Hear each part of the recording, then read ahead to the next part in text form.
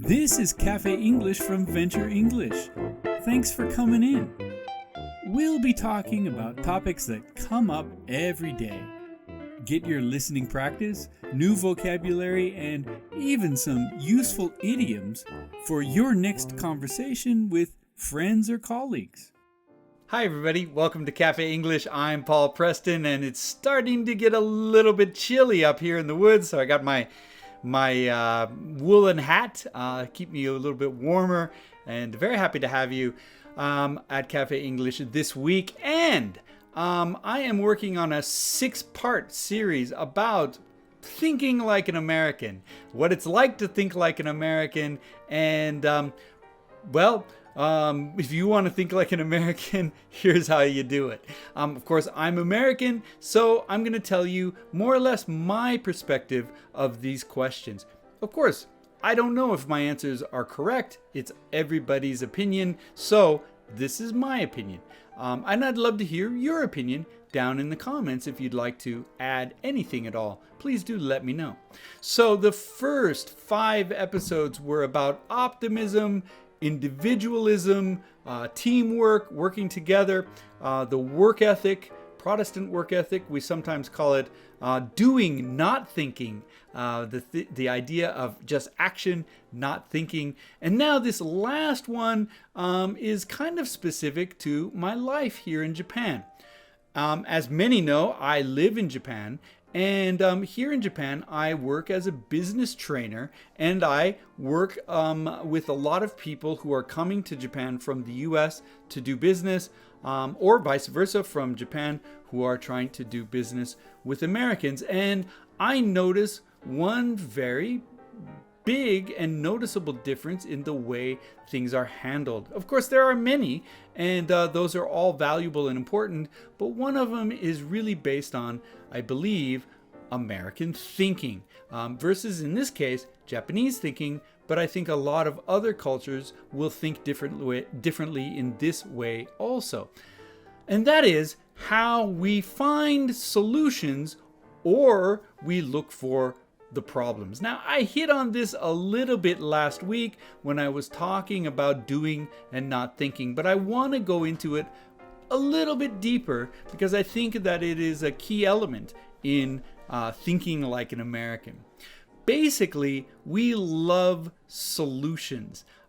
This goes back to the roots of America, I think, as many of these things do, because we love to be able to find something that we can do, some action that we can move forward with. It ties into our work ethic. We want to be doing things.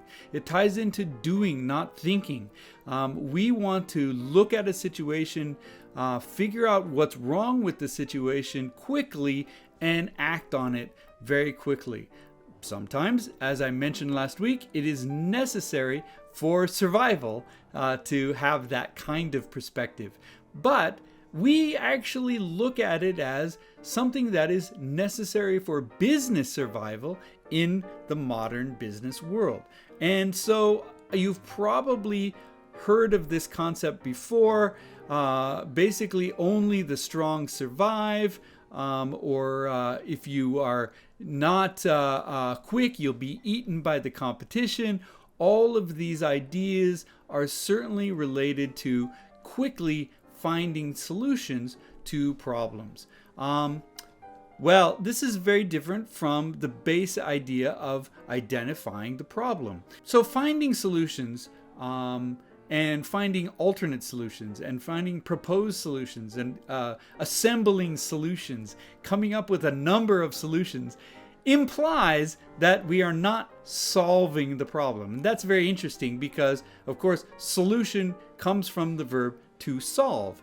But we look for multiple solutions, multiple ways to solve a problem. This is odd since the problem is probably rooted in one single thing, and there probably is really only one potential solution to the problem. But in fact, we sometimes work around the problem.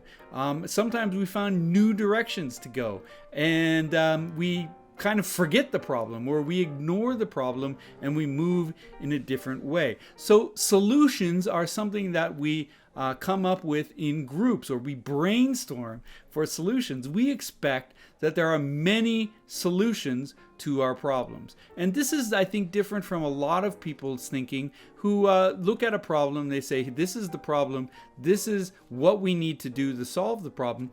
And of course, that is very effective. It does solve the problem.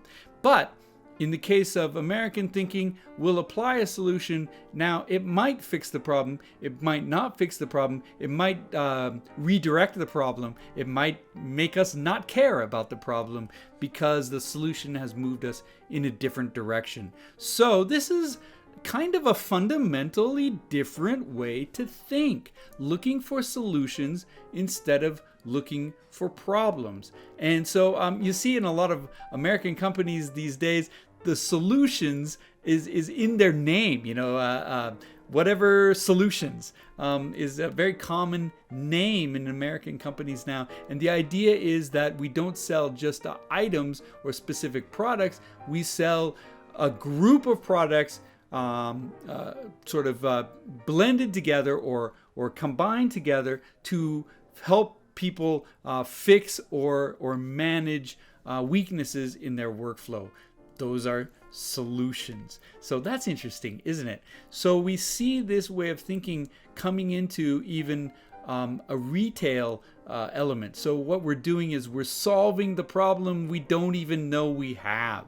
We're presenting a solution before we even know that there's a problem. So as you can see, this is really taken off, this way of thinking, this concept. And I really think that it's something that, while other cultures also do it and other cultures think this way, it is certainly something that is American and can be very frustrating for other cultures in trying to deal with American cultures. Well, of course, it goes both ways. So often American businessmen don't understand why other businessmen are not brainstorming for solutions, are not offering solutions and trying to enact them quickly.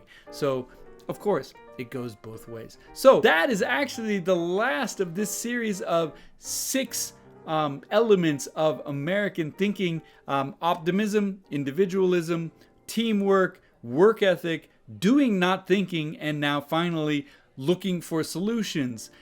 This is more or less how I look at American thinking and how American thinking is sort of defined in my mind. Now, it's not everything. I could go on and on, but I'm guessing you've probably heard enough for now. But this 6-part series has been really fun for me, and I hope it's been useful for you and started you thinking not only maybe about American culture, but your own culture and how you look at these various elements that I've talked about as well. Of course, I'm here not necessarily for that reason, but to make you a better English speaker and to give you more confidence in your English. So I hope this series is helping do that too. And let me know what I can do to help you in that regard. Put some comments down in the chat, as I mentioned before, or go to our website, VenturEnglish.com, and communicate with me there. Send me a message.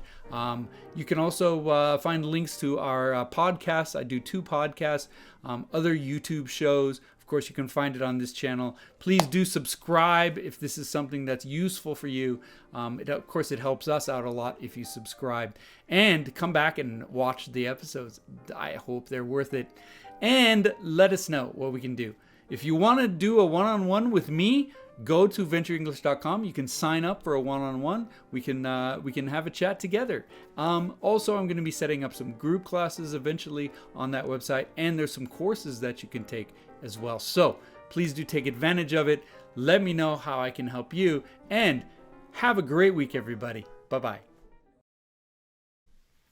Hey, I just wanted to let you know real quick, maybe you have some concerns about how you're writing emails we have a course for that at VenturEnglish.com. It's an email writing course. It goes through a lot of details about how to write emails and gives you a lot of advice about how to structure, how to use the right phrases and the right words, and also how to read emails that come to you. So check out that email course at VenturEnglish.com. If that's something that you think you can use, I think you'll enjoy it. Hey, thanks for joining me this week at Cafe English. If you'd like some more English practice, why not check out some of the other programs on the Venture English channel? We feature coaching advice and study tips to improve your English. Don't forget to subscribe and come back often. You can also go to our webpage at VenturEnglish.com. Become a member for free and maybe even try some of our courses. At Venture English, our goal is to help you speak English better.